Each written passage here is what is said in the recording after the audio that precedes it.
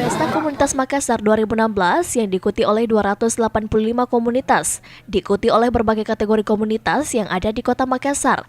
Salah satunya adalah penghobi olahraga ekstrim.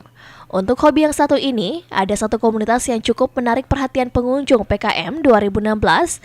Mereka adalah komunitas Young Ranger Airsoft Gun Makassar. Komunitas olahraga ekstrim yang sudah cukup terkenal ini membuat zona tersendiri di PKM tahun ini.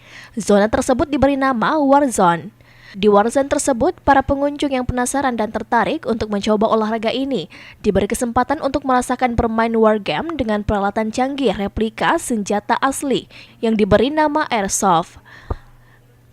Dalam wargame, para pengunjung bermain dengan tetap diawasi oleh trainer yang sudah profesional dalam olahraga ini. Young Ranger Airsoft Makassar sendiri telah memiliki peralatan canggih berupa replika senjata api yang dapat digunakan secara safety untuk bermain game war.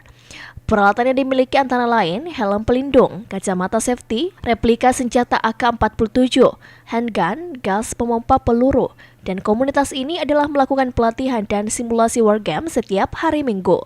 Selain itu, Young Ranger ini tengah mengusahakan legalitasnya dan menjadikan sebagai salah satu cabang olahraga. Young Ranger Airsoft ini komunitas airsoft gun yang mewadahi semua jenis airsoft gun, mulai dari yang low budget sampai yang harga juta-jutaan. Gitu ya. Terus sampai sekarang ini sudah berapa ada membernya?